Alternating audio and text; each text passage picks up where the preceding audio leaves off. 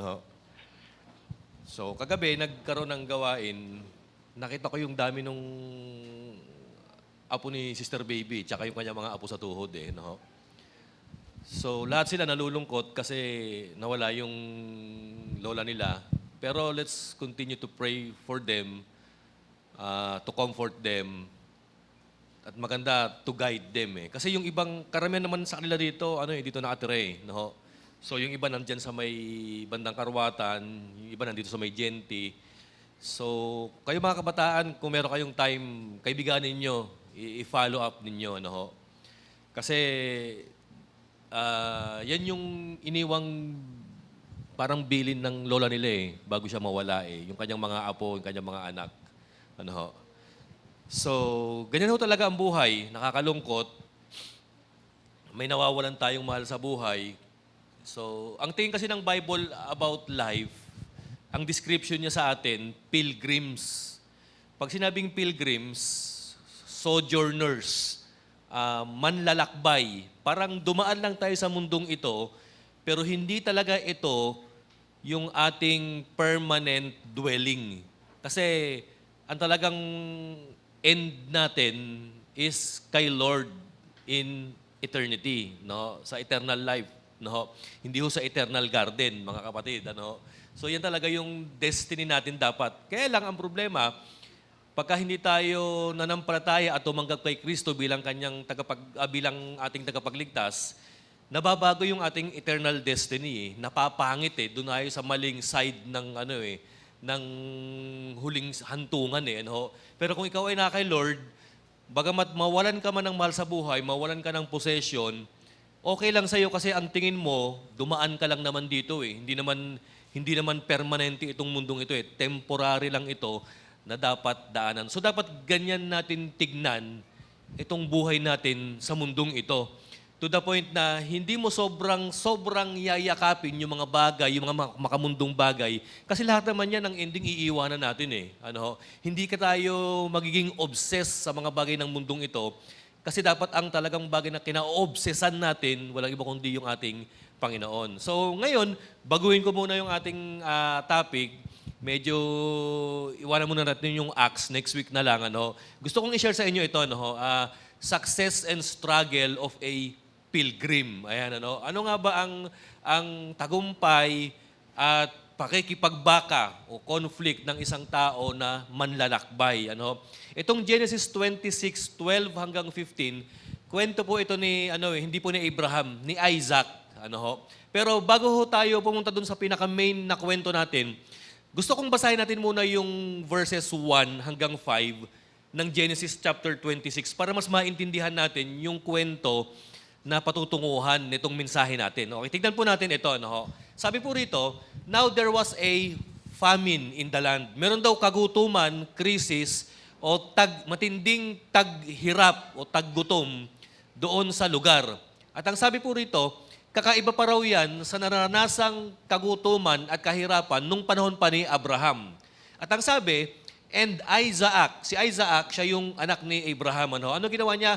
Nagpunta siya kay Abimelech, king of the Philistines and in Gerar. So dahil sa mahirap yung panahon, nagpunta si Isaac kay Abimelech na hari ng mga Pilisteo sa Gerar. O tandaan natin, take note of this. Hindi magkadugo o hindi magka-allied etong si Isaac and Abimelech. They were strangers with each other. Pagdating po sa verse 2, ano po ang karugtong na nangyari? Ito, the Lord appeared to Isaac and said, pansinin niyo to, kung ikaw si Isaac, confused ka, natatakot ka, meron kang uncertainties in life, anxious ka kasi may crisis, tapos pupunta ka pa sa isang lugar na hindi mo alam. Tapos, makikipag-usap ka sa hari na hindi mo kakilala.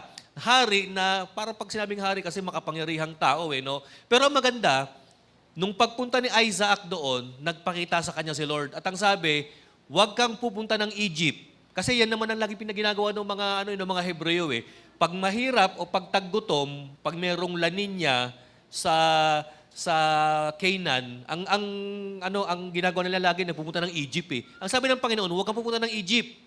Sabi niya ganyan, live in the land where I tell you to live. Manirahan ka sa lupain na kung saan sasabihin kong doon ka, sabi ng Panginoon. Sa verse 3, ito na ang nangyari, manatili ka sa lupaing ito. Pansamantala lang, sabi ng Panginoon, at ako'y sasa iyo and pagpapalain kita. Alam niyo, ito yung isang magandang i-claim bilang Kristiyano. Yun bang, sa kabila ng hirap ng buhay, pero nakakaya mo. Sa kabila ng krisis, pero meron kayong nakakain 3 times a day. Sa kabila ng kakulangan ng trabaho, pero ikaw may pinapasukang hanap buhay. So ito yung assurance ng ating Panginoon. Sabi niya kay Isaac, alam niyo Isaac, kahit mahirap, kahit nakakatakot, kahit full of uncertainties, don't be afraid. Stay in this land and I will be with you and will bless you, sabi ng ating Panginoon. Ano pa ang sabi niya? For to you, for to you and your descendants, I will give all these lands and will confirm the oath I swore to your father Abraham. Ito, napakagandang linyada na sinabi ng ating Panginoon. Ang gandang pangungusap. Ano sabi ng Panginoon? Etong lupain na ito, bagamat hindi pa ito sa inyo talaga, ibibigay ko ito sa inyo, sa iyong mga descendants, sa iyong mga anak, kaapu-apuhan, at pagpapalain ko kayo. At gagawin ko yan dahil sa aking pakikipagtipan kay Abraham na iyong ama. So in short, kaya pala nabibless itong si Isaac, it has something to do with what Abraham did. Nakipagtipan siya kay Lord. Nagkaroon ng agreement, nagkaroon ng covenant si Abraham with God. So ang nangyari, yung covenant na yan, of course, naipasa niya kay Isaac.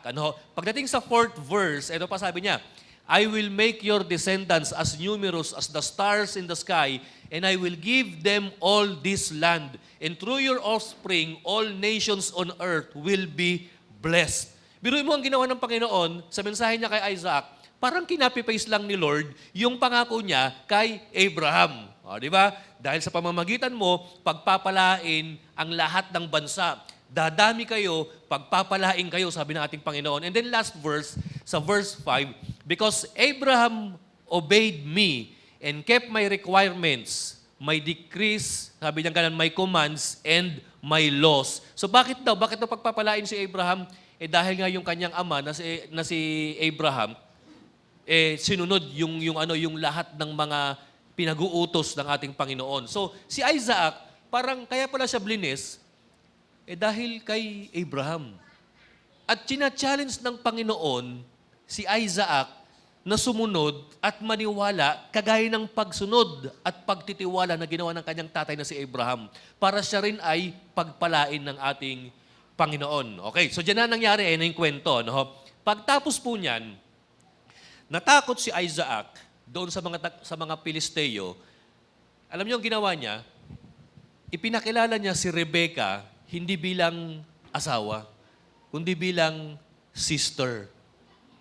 Kasi ang mindset ni Isaac, kasi pag sinabing asawa ko ito, baka patayin ako ng mga taga dito Tapos agawin sa akin si Rebecca. Kaya ang ginawa niya, ipinakilala niya na imbes na asawa niya, pinakilala niya bilang kanyang kapatid. Kasi baka mamaya may mang-agaw biglang maghal sa kanya mga taga doon. Kasi napakaganda talaga ni Rebecca, mga kapatid. So anong nangyari? Ito na. Alam ng mga taga Gerar, yung mga Pilisteo, na si Rebecca at si Isaac, magkapatid. Kaya lang nangyari, umakyat itong si Haring Abimelech doon sa rooftop para nakita niya yata naglalambingan yung dalawa Sabi niya, Abimelech, nagsinungaling itong si Isaac Sabi niya, magkapatid sila, bakit nakita ko ang sweet-sweet nila?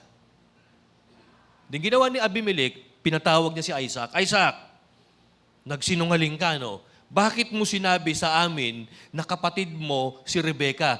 Sa totoo pala, asawa mo pala siya.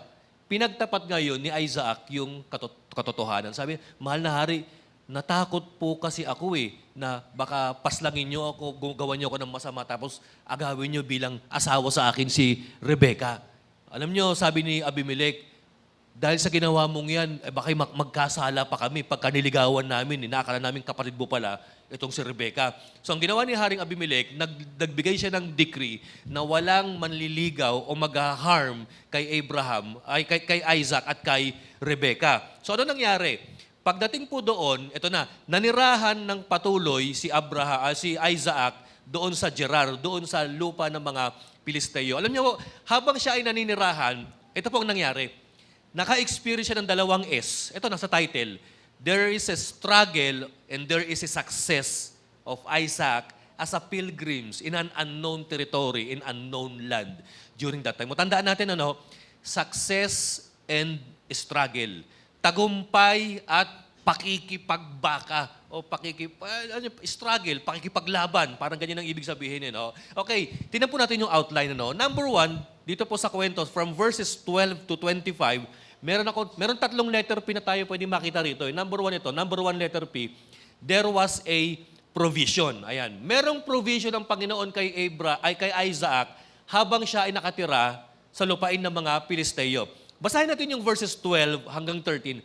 Ano yung provisions ni Lord? Okay, let's read yung Bible. Habang nandun si Isaac, nagtanim, naggarden. Isaac planted crops in that land, and the same year, reaped 100-fold. Anong dahilan? Bakit siya ay umani ng 100 times? Dahil ang Panginoon, blines siya. Nakita niyo to mga kapatid. Panahon ng krisis, panahon ng kagutuman, panahon ng tagtuyot, si Isaac nasa ibang lupain. Dayuhan siya, pilgrimage. Pero dahil sa kagutuman, siguro nagtanim siya, yung kanyang tanim, tumubo at namunga ng 100 beses. Anong dahilan? Hindi sa magaling na farmer si Isaac. Hindi sa matalino o masipag at matyaga si Isaac. It is simply because, ano sabi rito? Because the Lord blessed him. Tandaan nyo, church, ang pagiging successful sa buhay, hindi puro sipag, hindi puro tiyaga, hindi puro diskarte. Actually, everything happens, it is simply because of the blessing of the Lord. Oo, mahalagang magsipag at magtiyaga, pero talagang kaya tayo pinagpapala ng Panginoon is simply dahil pinagpapala ka niya. Ang lahat ng nakukuha mo na sinamahan mo ng sipag at tiyaga, blessing yan ng Panginoon. Okay, pagdating sa verse 13, ano pa ang nangyari? The man became rich. Bibiri mo, nagtanim lang, yumaman na. Ang daming farmer sa probinsya namin, sa Central Luzon, sa Cagayan Valley, ang lalawak ng lupain, ang sisipag magsaka, pero hanggang ngayon, naghihirap. Pero si Isaac, simpleng tanim lang, tumubo, namunga 100 times. At ang description ng Bible, he became rich. Hindi naman sinabing nakasurvive siya. Hindi ang sabi, rich, mayaman. Ito pa ang sabi, and his wealth continued to grow until he became very wealthy. O biro mo, nag-umpisa sa pagiging farmer. Actually, ang umpisa ni Isaac, ito dayo, farmer, yumaman, lalong naging mayaman. Biro mo, rich, naging wealthy, kapatid. So, ibig sabihin pala, from verses 12 to 13, back tayo dun sa outline, ibinigay ng Panginoon ang alin? Ang kanyang provision kay Isaac. Bakit? Ano ang sabi pa na palagi sinasabi ng Panginoon? Dahil nakipagtipan sa akin yung tatay mo Dahil tropa kami ng tatay mo At kung gagayahin mo at susundin mo yung yapak, yung buhay, at ginawa mong pattern ang buhay ng iyong ama na malakas ang pananampalataya at magaling sumunod sa akin, ang sabi ng Panginoon, I'm gonna bless you. I'm gonna make you rich. I'm gonna make you wealthy, ang sabi ng Panginoon. At tutuparin ko kung ano ang ipinangako ko kay Abraham, sabi ng ating Panginoon kay Isaac. So there was a provision. Ito napansin ko. Isaac isn't lucky. He is blessed. Iba yung swinerte ka sa pinagpala tama mo ba? Yung swerte parang bahala na, gumanong ka, nanalo, nakatsamba. Pero yung blessing, iba ang ibig sabihin yan Hindi nanggagaling sa tsamba, hindi nanggagaling sa pure willpower, sipag at tiyaga, kundi talagang ibinigay yan ng Panginoon. Ang tawag diyan, blessing. Pansinin niyo, may mga tao naman sobrang sipag, sobrang kayod kalabaw. Actually, hindi nga lang kayod kalabaw eh. Kayod kabayo, kayod elepante, kayod dinosaur na nga eh, kayod langgam. Pero bakit kaya mahirap pa rin? Baka kulang eh. Baka kulang ng covenant. Baka kulang ng faith in obedience. Baka naman sobrang sipag nga, pero gumagawa rin naman ng kalokohan. Hindi rin uubra, mga kapatid. Pansinin niyo, no, iba yung blessing, mga kapatid. Take note of this, hindi porket mayaman ka, blessed ka. Ang dami ngayon mayaman, hindi blessed. Hindi blessing ang tawag doon. Corruption ang tawag doon, yung mga contractor. Hindi ho blessing yan, mga kapatid. Corruption ang pinanggalingan po niyan. Ayan, So si Isaac, hindi nanggaling sa illegal yung kanyang yaman. Nanggaling ang yaman ni Isaac kay Lord. Hindi siya lucky, hindi siya swinerte. At lalo hindi siya corrupt. He is blessed. Ang kanyang pagpapala, dahil pangako ng Panginoon kay Abraham at dahil nais sundan ni Isaac yung buhay na tinahak ng kanyang ama na si Abraham. Ayan, next. May nakalagay pa ba dyan? Pansinin po ninyo ito, God's plan for our life is far greater than the struggles we face. Ano yung problema ni Isaac? Dayuhan siya. Tapos, taggutom, krisis. Pero alam nyo, ang plano ng Diyos kay Isaac, hindi, ibibless kita. Ibibless kita. Kasi ginagaya mo yung lifestyle at pananampalatayang ginawa ng iyong ama na si Abraham. Alam nyo, isa sa challenge sa atin bilang mga Kristiyano, church, is this. Dapat gayahin natin yung pananampalataya ni Abraham. At dapat, kung meron kang pananampalatayang wagas, faith in obedience, mag-result into obedience, dapat ipasa mo, gawin mong legacy yung buhay mo sa iyong next generation, sa iyong mga Isaac. At alam nyo ba, kapag yung mga Isaac ninyo, yung mga anak natin, ay sumunod sa yapak ng pananampalataya at pagsunod natin sa Diyos, alam nyo, kahit na anong tindi ng krisis na kaharapin yan, kahit na anong pagbaha ang kaharapin niyan, kapatid, kakayanin nila. It is simply because they are being blessed by God. So ang plano ng Panginoon ay mas malaki kaysa sa mga struggles na nakakaharap po natin. So kung meron kang struggle ngayon, kung meron kang krisis ngayon, sabihin mo na lang, hindi. Bagamat wala akong kaplano-plano, ang mahalaga, may plano si Lord. Di ba? Okay. Kayo ba mga kapatid, nahirapan ba kayo sa buhay ngayon? Anong plano ninyo? Mag-apply ako ng DPWH? Kayo mga kabataan, anong plano ninyo? Ako kuha ako ng engineering course, major in DPWH. Para lalaman ako. May plano ka. Ang problema, plano ba ng Diyos yan? Mas maganda pa yung wala kang plano, at least ang plano mo, kinapi-paste mo, plano pala ni Lord yung nakuha mo. Kaya ang nangyari, kapag ang plano mo, ginawa mo, ang plano ng Diyos, ginawa mo na rin plano sa buhay mo, biruin mo, kapatid, kahit na anong krisis, anong famine o kahirapan, taggutom yan, far greater pa rin ang plano ng Panginoon. Hindi mo plano. Tama po ba? So yan, God's plan for our life is far greater than our struggles that we face.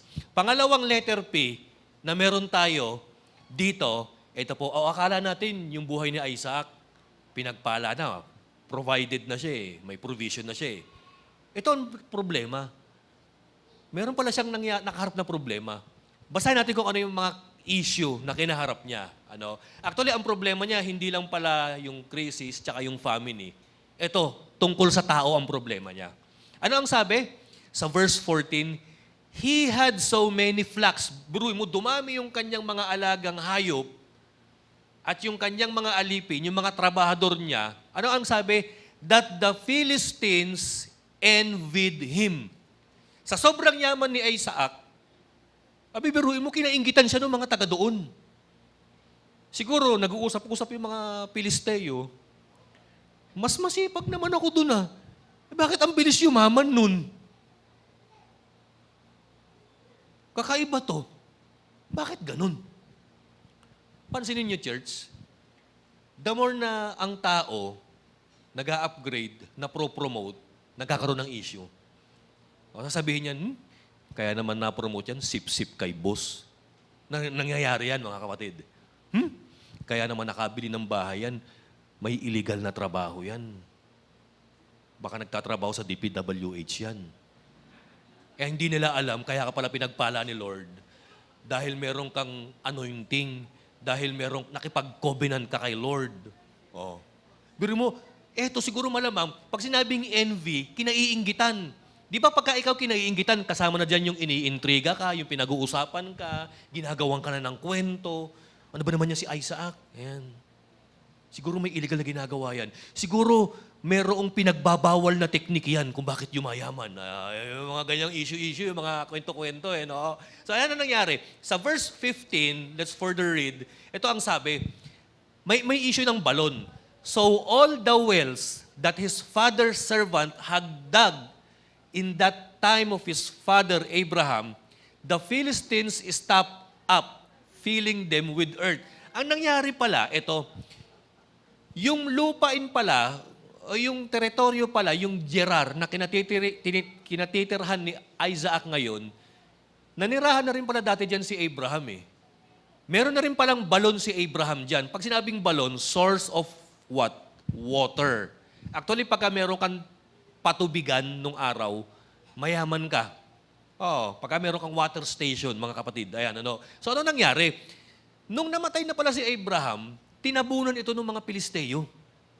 Nakita niyo kung gaano sila kabad? Na yung pinaghirapan ng tao, tinabunan nila. Namatay na yung tao, hindi na nila sana, ginamit na lang sana nila at hindi na lang sana nila tinabunan.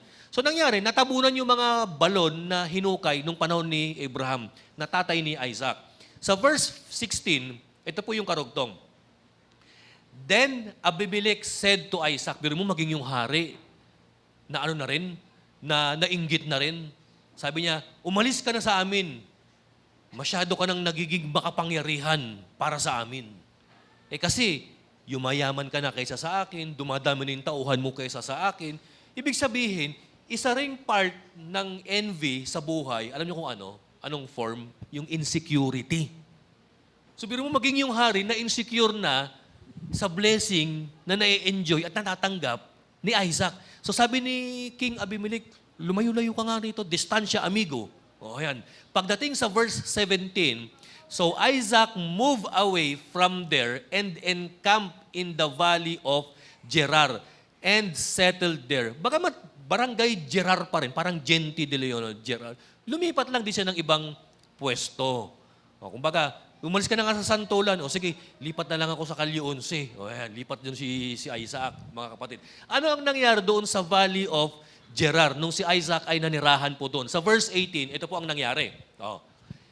Isaac reopened the wells that had been dug in the time of his father Abraham. So siguro, yung ibang mga servant ni Isaac, mga dating servant din ni Abraham. Siguro bata pa sila nung panahon ni Abraham, nagkaedad na lang nung panahon ni Isaac. So siguro sabi ng mga servant ni Isaac, Master, natatandaan ko dito dati yung balon na kinukuhanan namin ng tubig nung panahon nung iyong tatay na si Abraham. So ano sabi ni Isaac? Sige, hukayin natin. So ang sabi, Isaac reopened the wells that had been dug in the time of his father Abraham, which the Philistines had stopped. Biro mo, tinabunan nila after Abraham died. And he gave them the same names his father had given them. Ibig sabihin, may mga pangalan pala yung mga balon na yan. So ano yung unang balon na binuksan ulit nila, na reopen nila? Number 1, sa verse 19. Ayan. Isaac's servants dug in the valley and discovered a well of fresh water. So sabi nung isang servant, "Uy, nakahukay kami, master. Ito yung dating ginagamit namin. Nahukay na namin ulit." Tapos, wow, ang ganda ng tubig. Merong mineral water. Tikman mo nga. Ay, master, hindi lang mineral, alkaline pa, ang sarap. Biro mo, tinignan na nila. Ano nangyari nung nakita nila may tubig pala? Sa verse 20, but the herdsman of Gerar quarreled with Isaac's herdsman and said, biruin mo, no? Sabi ng mga taga-Pilisteo, doon sa mga servant ni Isaac, Huy, hinukay niyo yan, sa amin yan. The water is ours. Ano nangyari? So he named the well Ezek because they disputed with him. So inangkin nung mga taga doon yung yung balon. Imaginin mo kapatid, nagtanim ka, bagamat yung pinagtamnan mo, data na rin pinagtatanaman ng iyong mga ninuno, nung tumubo na, nung anihan na, sasabihin ng mga taga roon, "Ops, amin yan." Ano nga gawin mo? Of course, ang gagawin mo, you have to dispute. Kaya nga, Ezek ang pangalan eh. O, Ezek. Pangalawang, sunod na nangyari, sa verse 21, let's further read.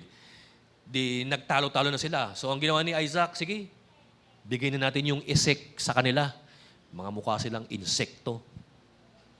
They dug another well, but they quarreled over that one also. So, he named it Sitna. Yung isa, dispute. Itong pangalawa, ang pangalan, quarrel. Pag sinabing dispute, verbal lang eh. Pero pag sinabing quarrel, baka pisikalan na eh, tulakan na eh. O demolition na eh. So yung pangalawang hinukay nila na dating balon ni Abraham na tinabunan ng mga Philistines, may tubig ulit. Ang sabi, sabi ng mga taga doon, yan hinukay nyo, amin din yan. So sabi ni Isaac, Sitna ang pangalan nito. Ang ibig sabihin, quarrel, pinag-awayan na. And then ano nangyari? Sa verse 22, he moved on from there at naghukay na naman ng bagong balon. Another well. At ang sabi, wala na daw nakipagtalo doon. So anong pinangalan ni Isaac? He named it Rehoboth, saying, "Now the Lord has given us room and we will flourish in the land." Okay, church, dun tayo sa outline. Ano ang problema nila? Dahil sa sobrang yaman na ni Isaac, marami na siyang mga alagang hayop, marami na siyang mga pananim, at marami na siyang mga tao at tauhan na binubuhay. So mahalaga, kailangan nila ng source of water. Para pang-inom, pangligo, panglaba, pandilig sa halaman, pang-inom sa mga alaga nilang mga hayop.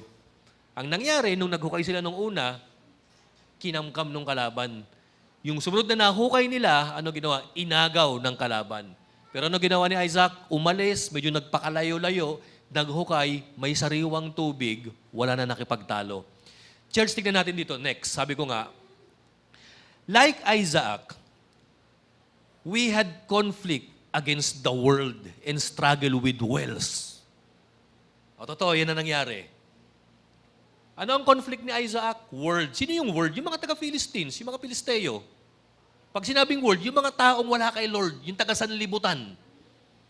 Hindi ba't kung minsan pagkapapasok kayo sa trabaho, yung mga katrabaho nyo na unbeliever, yan yung minsan nakikipag-away sa inyo. Yan yung minsan nakikipag-agawan ng posisyon sa inyo. At kung minsan yan yung mga nagmamarites sa inyo. Actually, hindi lang sa trabaho, kapatid eh. Papasok ka pa lang, pupunta ka pa lang sa trabaho, nakikipag-struggle ka na against the world. Nagko-commute ka kasi, kapatid. Pagsakay mo pa lang ng LRT, struggle na. Nakisiksikan ka na. Tapos ang nangyayari, pagsakay mo ng LRT, yung katabi mo nakataas yung kamay, nakaganon, na medyo mababa ka lang. Ang nangyari, ang tawag sa'yo, naaamoy mo yung amoy ting nung kilikili, mga kapatid. Ang tawag dyan, dahil hindi ka matangkad, ang tawag sa'yo, kilikili level ka lang, kapatid. Nakaganon sa LRT. Pero mo, sabi mo, papasok pa lang ako sa trabaho, fresh, bagong ligo. Nahamaan ako ng amoy ting nitong taong ito. Grabe, anong mangyayari? Pero mo, papasok ka pala sa trabaho, struggle against the world na. Papasok ka sa trabaho, makikita mo yung mga katrabaho mong asungot, struggle against the world na. O tapos pag sinabing well, ano yung well? Source of living, source of life, income. O, di ba? O kapag ka paano na, kunyari, ang nature ng trabaho mo, business o seller ka. O di ba kung minsan may nangaagaw nung mga suki ninyo. O, huwag ka na bumili dyan. Sira yung mga binibenta niyan, mga reject yan. Ayan. Dito ka lang sa amin bumili. O di ba? Nakikipag-struggle si Isaac against the world and para sa kanyang mga well, tubig, balon. So, sino dito yung nakaka-relate, kapatid? Ang problema mo, sanlibutan. Ang problema mo, source of living, balon, tubig, kapatid. Okay, kung yan ang problema mo, gayahin mo yung ginawa ni Isaac. Tama po ba? Na bagamat, alam niyo ba nangyari? Nakakuha na siya ng tubig, nakakuha na siya ng source of living, source of life, water, inagaw. Sabi ni Isaac, sige, kung gusto niyo, di yan na. Pinangalanan niya ngayon. O, tingnan natin yung tatlong well na, pagkatanan po natin, God's blessing invites envy and opposition from others. O, tandaan niyo yan. Biro mo siguro itong mga Pilisteyong ito, pinag-uusapan si Isaac, grabe no, dayo siya, nagtanim, ang dami ng ani. Nag-alaga ng hayop, dumami lalo yung hayop. Dumami pa yung kanyang mga tauhan. Naghukay lang isang beses ng balon, may tubig agad. Samantalang ako nangangamoy lupa, nakakahukay, wala pang tubig na makuha. Puro burak, sabi siguro ng mga taga-Pilisteo. O ano ginawa nila? Agawin natin yung nahukay ni Isaac. O, ano ang point nito mga kapatid? God's blessing invites envy and opposition from others. Ganyan ang buhay pilgrim, kapatid. Alam niyo bakit ka inaaway ng mga tao? Hindi ka naman kasi taga rito eh. Kaya sabi mo sa katayo mo, alien ba? Alien. Alien. Totoo naman eh, alien tayo. Pag sinabing alien, dayuhan. Hindi talaga tayo naturally of this world. Because we are created for eternity. Next, ano ba yung tatlong balon na inano natin na hinukay ni Isaac? O number 1 balon, Ezek. Ano sabi? Dispute, nakikipagtalo. O tandaan natin, minsan para tayo rin si Isaac eh. Ang hilig natin magbansag sa mga tao. Tama po ba? Oo. Kunyari, ito dinaya ka sa business, ginulangan ka. Kunyari, ang pangalan ng tao Bebot. O kunyari, ito si Bebot na mandaraya eh. Pinapangalanan mo eh. Di ba si Isaac pinapangalanan yung balon? Ito si Bill. Ginulangan ka rin. Si Bill na mandaraya ito eh. Ito si taong balasubas. Yung mga ganun mga pinapangalanan natin, madaya, magulang, sinungaling. Siguro si Isaac, doon na lang niya dinaan yung pagpabansag sa mga balon, sa kanyang frustrations eh. Itong balon na ito, bagamat maganda yung tubig, sariwa, fresh water, dahil sa pinagtalunan, ang pangalan mo, Esek. Itong tubig na ito, bagamat masarap, maganda, malinaw ang tubig, clean water, dahil sa nagkaroon ng opposition at nagkaroon ng quarrel, ang pangalan mo, Sitna. Ito naman, dahil sa walang nakipagtalo rito, dahil talagang akin ito, Rehoboth, opportunity, room ito. Ayan. Ganyan ba ho tayo, mga kapatid? Pagka meron tayo mga bad people na na-encounter, kuminsan binabansagan natin eh. At kapag may mga good people naman tayo na-encounter, kuminsan binabansagan din natin eh. Ito si Boy Bait. Hindi siya kagaya ni Boy Mandaraya. Ayan, Ito si ating mabait, si ating palangiti. Hindi siya kagaya ni ating masungit. Ayan, So si Isaac, ganun ang kanyang naging kaugalian eh. Ayan, tanong ito. Church, meron ba kayong balon na Esek, Sitna at Rehoboth sa buhay ninyo? Kapatid, pag merong Esek tsaka Sitna, ibigay mo na sa kanila yan. Ipagpaubaya mo na yan. Because God will give you a well na Rehoboth ang pangalan. Yung merong room and opportunity para sa inyo. Okay. Next, aside from problems. Ito po. When we choose peace over conflict, God gives us new opportunities to be blessed. Bakit ito nasabi? Ano kasi nangyari? Pinagparaya ni Isaac yung dalawang balon eh. Nilet go niya eh. Kung kayo si Isaac, ililet go nyo ba? Hindi, ipagpapatayan ko to, pastor. Kahit na 1 square meter yan, ipaglalabang ko yan. May mga taong ganun eh. Kahit na yung lupa sa paso, pinaglalaban eh. Hindi, akin yan, akin yan, akin yan. Ano gagawin mo doon, tatay ang bahay? Papabarangay kita. Yung mga ganun eh. Papansinin ninyo, di ba, mga taga-Calyones rito, nakaka-relate eh. Kaya hindi nyo matayuan yung bahay ninyo kasi daming Pilisteo. Tama po ba? Oh. Mother Penny, Brother Paul, ipamigay nyo na lang kaya yung lupa ninyo, no? Total, ayaw. Inaagaw eh. Oh, gayahin nyo kaya si Isaac. Oh, pamigay nyo na. Baka mamaya magkano pa yung lupa sa Arbor Town. Oh, hindi baka mamaya pag-isipan nyo, baka mamaya magpakita sa inyo si Lord. Sabihin, i-let go mo na yan. Ang tagal-tagal na ninyo pinag-aagawan yan eh. Ayan, ano. So ito ang sabi, ito ang challenge, ano. When we choose peace over conflict, huwag niyong aawayin yung mga nangaangkin ng mga pagmamayari ninyo, ha. When you choose peace over conflict, God gives us new opportunities to be blessed. Siguro sabi ni Isaac, inagaw ninyo yung balon ng tatay ko, na hinukay ko ulit. Sige, sa inyo na yan. Bibigyan naman ako ni Lord eh. Brother Pet, tsaka si Brother Paul nag-uusap po. Inaagaw niyo yung lupang hinulugan namin. Sige, sa inyo na lang yan. Bigyan naman ako ni Lord ng bago eh. Tama ba, Chairman? Joke lang ha. Baka mamaya bigla kayo mamigay ng lupa rito. Ayan, so, we should choose peace over conflict. Kasi bakit? Ibibigay, papalitan naman ni Lord yan eh. Ano? Sa trabaho, ganun din. Pag inahagawan ka ng posisyon, manager ka, may bang kumukuha ng management position, inaagaw sa'yo, sige, ikaw na mag-manager. Oh, bakit? Bibigyan naman ako ni Lord ng bago eh. Baka mamaya gawin pa ako ni Lord may-ari ng kumpanya eh. Ikaw lang ang manager ko. Oh, sige. Tama po ba mga kapatid? Hayaan nyo, huwag tayong pumato sa sanlibutan. Talagang nangyayari yan eh.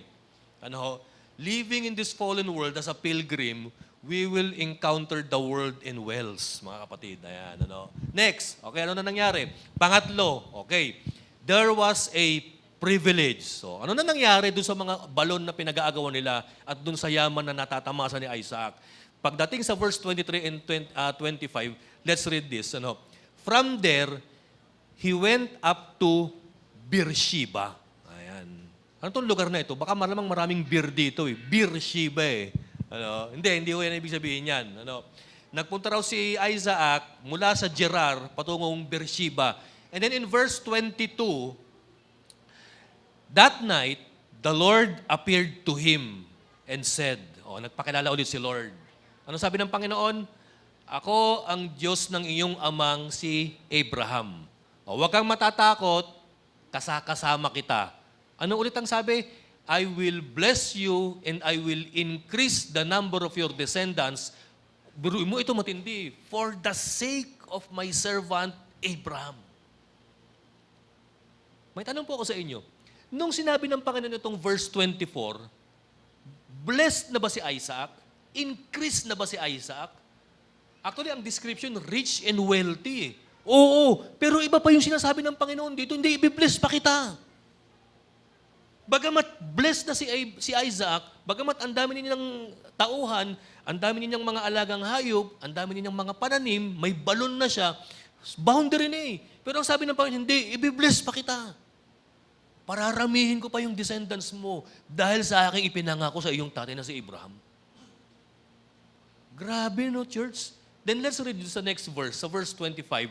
Ano nangyari? Nung na-confirm ng Panginoon kay Isaac yung kanyang pangako, ito ang ginawa ni Isaac. He worshiped the Lord. Isaac built an altar there and called on the name of the Lord.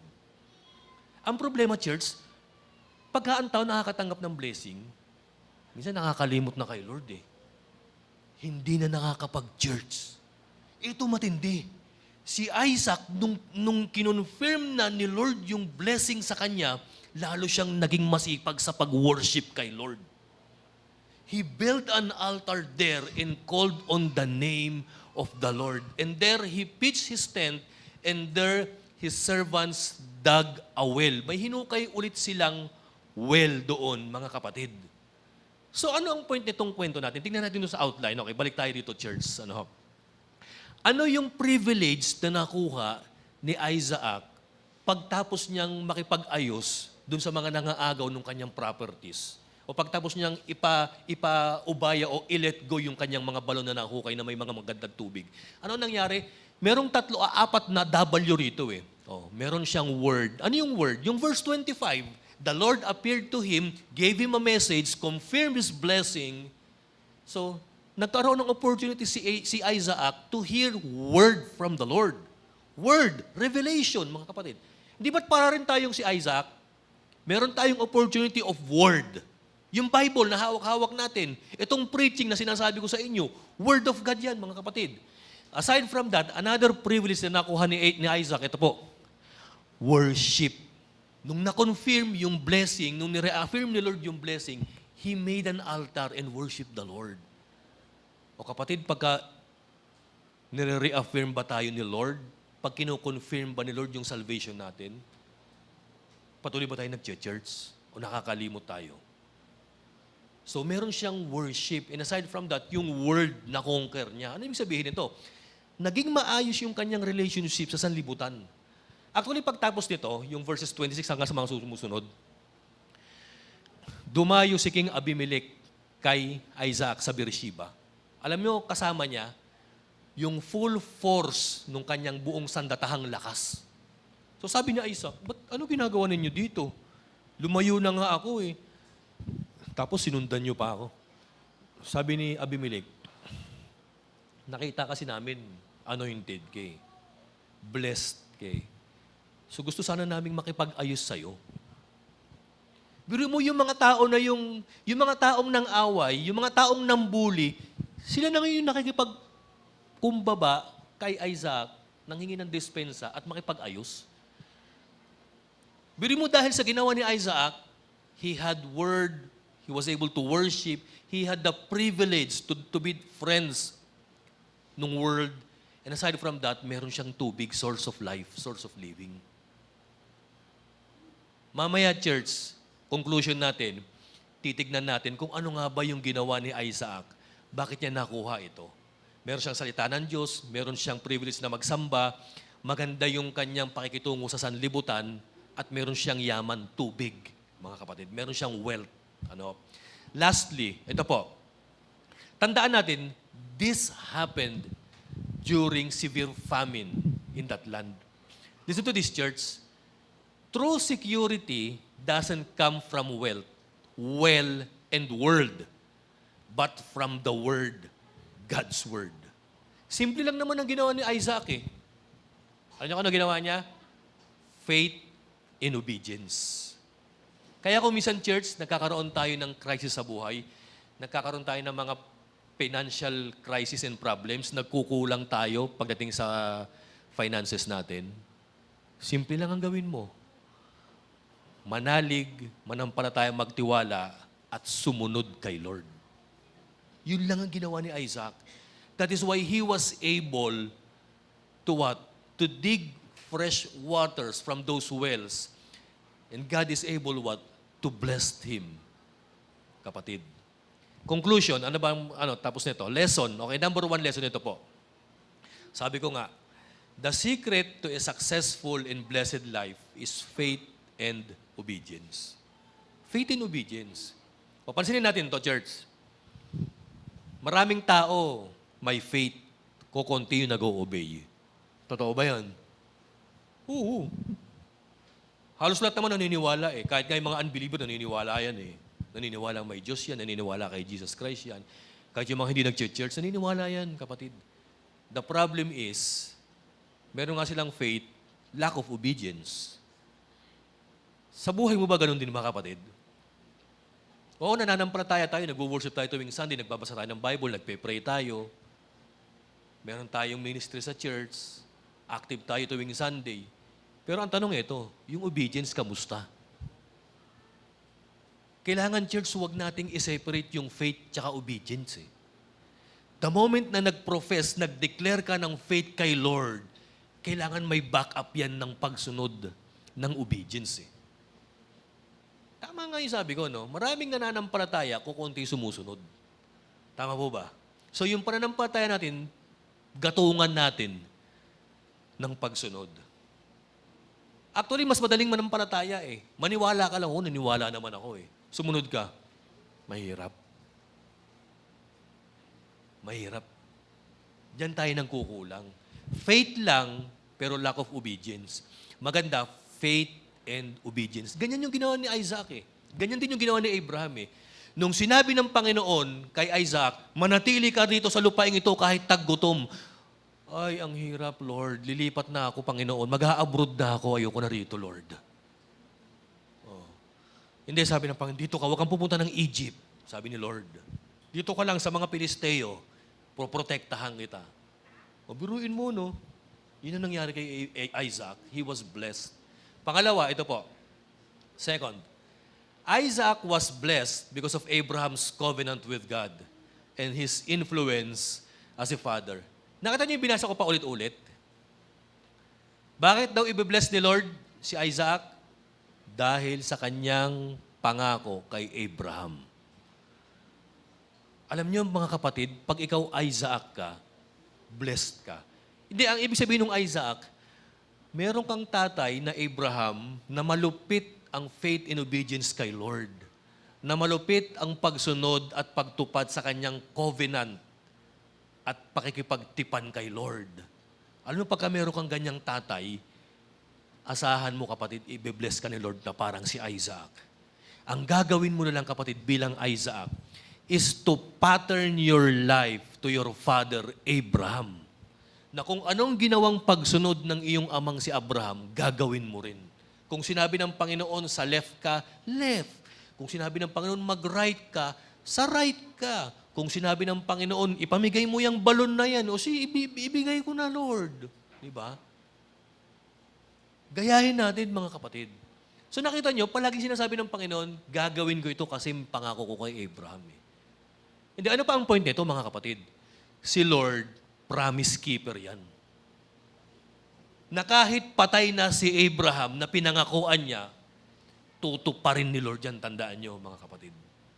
Kaya dapat, church, mga magulang, if you want your next generation, your children, your grandchildren to be blessed, makipag-covenant ka kay Lord ng matindi. Gayahin mo si Abraham and then pass mo yung buhay mo. Kala mo kapag naipasa mo ng maayos yung buhay mo, ang tawag dan, hindi legendary, legacy. Di ba? Magkakaroon ka ng legacy. Ganyan ang ginawa ni Abraham. Nagkaroon siya ng legacy sa kanyang anak na si Isaac. Be a good example to the next generation. And next generation, mga Christians dito, tignan natin yung pananampalataya. Kaya nga kagabi, ang sinasabi ko palagi sa mga apo ni Sister Baby, gayahin yung lola nyo. Tignan nyo yung sipag, yung pananampalataya, na kahit na hirap at may sakit ang lola ninyong kapupunta ng church, pinipilit niya yung katawan niyang dalhin sa church para mag-worship kay Lord. Yun ang palagi ko sinasabi kagabi, gayahin nyo siya.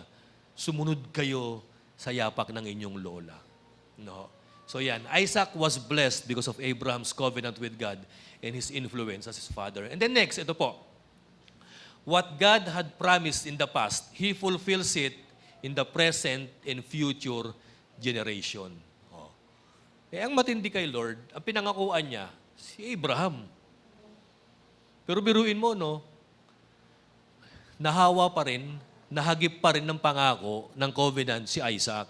Kasi yun naman talaga ang purpose ni God eh. At ang sabi pa ng Panginoon, all nations of the earth will be blessed through you. Ano? So kung ano yung pinangako ng Panginoon noon pa, ipangako rin ng Panginoon sa atin. O tandaan nyo, in the book of Galatians, merong magandang sinabi si Pablo rito eh. Alam nyo kung ano sabi niya? Ang real children daw ni Abraham, walang iba daw kundi yung mga taong na kay Jesucristo. So if we are the real heir of Abraham, para ka palang si Isaac. Meron ka palang anointed. You are a children of the covenant. So therefore, you are destined to be blessed. Eh bakit kung minsan nagtatanong tayo, bakit naman, Pastor, Christian naman ako? Nag-church naman ako, naglilingkod naman, nagpe-pray naman ako. Pero bakit hirap na hirap akong maka-apply ng trabaho? Hirap na hirap ako magkaroon ng breakthrough sa buhay ko. Ano ba gagawin ko, Pastor? Pumapasok naman ako sa church. Ano ba, magdi-DPWH lang ba ako, Pastor? Minsan ginaganon tayo eh. Alam nyo kapatid, kung bakit kung minsan hindi nangyayari yung blessing sa'yo? Balik tayo sa umpisa. Baka naman lack ng faith in obedience. No? O baka naman faith in obedience, pero yung obedience mo may halong disobedience. Ano? So, balikan natin palagi, faith and obedience. Yun yung ginawa ni Isaac eh. Kaya nga ganun pa nga ni Isaac eh. Isaac, parang isa. Oh, pag sa isa, sinimplified lang. Faith and obedience lang, kapatid. So kung ano yung pinangako ng Panginoon sa kanila, ako naniniwala, yan din ang ipinangako sa atin ng Panginoon. Kasi ang sabi sa Galatians, we are children of Abraham through Jesus Christ, kapatid. And then finally, tingnan po natin ito. No? Meron na balas na ba yan? Ito na pinakahuli. Listen to this, church. Ito ang ganda eh. Covenant blessings comes when we believe and obey. We may face crisis and conflict, but God is faithful to His covenant. And our response should be trust, peace, and worship. Bakit ko nasabi ito? Tingnan niyo po ito, no? Si Isaac, he is a children of the covenant. Pag sinabing children of the covenant, anak kasi siya ni Abraham. Kasi si Abraham ang nakipagtipan talaga kay Lord. So naipasa lang yung tipan kay Isaac. Napasa yung tipan, yung anointing, yung blessing, yung pangako, at yung relation. Kung susunod si Isaac. Ang maganda kay Isaac, sumunod. He showed faith in obedience. Ito na. Nagkaroon ng crisis sa buhay ni Isaac. Parang sa atin, may crisis. Walang laman ng bulsa, nagugutom, hirap kumuha ng trabaho, crisis. Pero dapat pakitaan natin si Lord, faith and obedience, mga kapatid. Ito na, may crisis si Isaac eh. Pero ang sabi ko, God is faithful to His covenant. Since nalaman na natin ang faithfulness ng Panginoon sa kanyang tipan sa atin, kasi ako naniniwala, we are children of the covenant eh. Ito po, ano dapat ang response natin? Ang response natin ito, trust, obedience, peace. Bakit yung nasabing peace? Di ba nakipag-peace si Isaac doon sa mga nangaagaw ng balon niya? Di ba nung nagpakumbaba si King Abimelech, nagkaroon sila ng feast, nagkaroon sila ng agreement, nagkaroon sila ng friendship, kapatid? And yung last na ginawa ni Isaac, he worshiped the Lord. Sana mga kapatid, hindi lang tayo nagwo-worship kay Lord kasi kapos ka. Sana nagwo-worship tayo kay Lord kasi extremely blessed ka, mga kapatid. Ano mang season ng buhay, kailangan ang worship mo hindi nababago at hindi nagbabago, mga kapatid. Tayo po'y tumayo, mga kapatid. Tayo po'y magpasalamat sa ating Panginoon. Ano? Alam niyo, isang bagay na napansin ko rito, church, sa kwento ni Isaac, ang napansin ko, hindi si Isaac ang humahabol sa success and blessing. Yung success at blessing, yun yung humahabol sa kanya. Grabe. Oh. Actually, sabi ko nga, hindi swerte ang tawag dyan, hindi luck ang tawag dyan. Blessedness ang tawag dyan. Ngayon, church, ano ba sa buhay mo ngayon yung kulang pa? Kasi tandaan natin, pag sinabing blessed, hindi naman nangangulog ang marami kang pera eh. Ang pinaka-definition ng blessing sa Bible or blessed ay yung kontento ka na, wala ka ng iba pang hinahanap sa buhay mo. Yung bang blessed, yan ibig sabihin ng blessed eh. Yung bang kontento ka na kasi may pagkain palagi, may trabaho kang ini-enjoy, may pera kang sobra na pinantutulong sa kapwa, meron kang church na pinaglilingkuran, meron kang God na wino-worship sa bawat buhay mo. Yan ang ibig sabihin ng blessed. Kasi kung minsan akala natin ang blessed, yung todo-todo yaman, hindi po. Ang blessing, yung bang wala ka nang hinahanap pa, kontento ka na sa buhay mo. Hindi yung extreme wealth na meron ka, hindi yun ang ibig sabihin yan eh.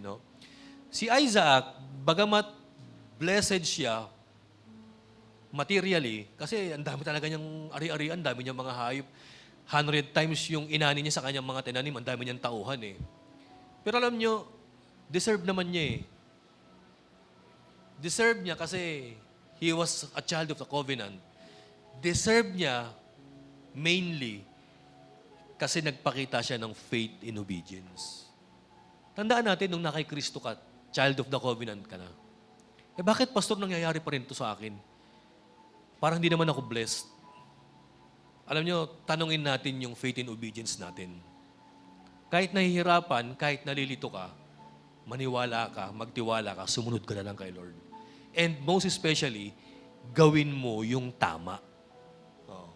Wag mong sabihin na, "Hindi Lord, naniniwala naman ako pero mali yung ginagawa mo." Kailangan tama yung gawin mo, yung right thing, yung godly thing, yung sinasabi ng Panginoon. Si Isaac, ang ganda ng ginawa niya eh. Ang ginawa niyang direction at compass nung kanyang choices in life, yung Word of God. Yung moment na nagre-reveal ang Panginoon sa kanya. Di ba ang sabi, the Lord appeared to Isaac and the Lord said to him. O, di ba? Yun lang ang ginawa ni Isaac eh. Sumunod, nanampalataya. So sana church, yan ang i-practice natin. Huwag tayong mag-focus sa mga bagay na wala tayo. Mag-focus tayo sa bagay na dapat gawin natin. Faith and obedience. At yung mga bagay na wala tayo, idadagdag yan ng Panginoon. Ano sabi? Unahin mo yung kingdom at yung mga bagay na wala ka, i-add, ibobonus na lang pala ng Panginoon. So kung ang problema mo ngayon right now, kapatid, finances, hindi problema. Ang problema mo, kapatid, baka faith and obedience. Tignan natin, sinusunod ko ba ng tama ang Panginoon? Wino-worship ko ba siya? Tama ba yung ginagawa ko? Ayan, dapat palagi natin tignan faith and obedience. So nakita na natin, kapatid, yung struggle and yung conflict ng isang pilgrim sa kay Isaac. Sana ang challenge sa atin ngayon, sumunod tayo. Gawin natin kung ano yung ginawa ni Isaac. Tayo po yung manalangin. Father in heaven, O Lord, thank you so much, Panginoon, sa napaka-meaningful, Lord, na insights na binigay nyo sa Genesis 26. Lord, napakaganda, Panginoon, ng journey ni Isaac. Na bagamat overwhelming yung crisis, yung sanlibutan na kinakaharap niya, pero Lord, na-overcome ni Isaac yung crisis eh. Dahil sa inyo, dahil sa pangako nyo kay Abraham, and especially dahil sa kanyang faith and obedience. Nawa Lord, mamuhay kaming kagaya ni Isaac, na bagamat may struggle, bagamat merong mga envious na tao, Lord, sa sanlibutan against us, Lord, gawa namin sila ng mabuti. Makipagkaroon kami, Lord, ng kapayapaan sa kanila, Panginoon, nang sa gayon, Lord, maluwalhati ka, Panginoon. Father, nawa Lord, kung ano yung privilege na na-enjoy ni Isaac, ma-enjoy po namin. Lord, ito pong aming panalangin. In Jesus' name we pray. Ang lahat po ng anak ng Diyos ay magsabi po ng Amen. God bless po, mga kapatid.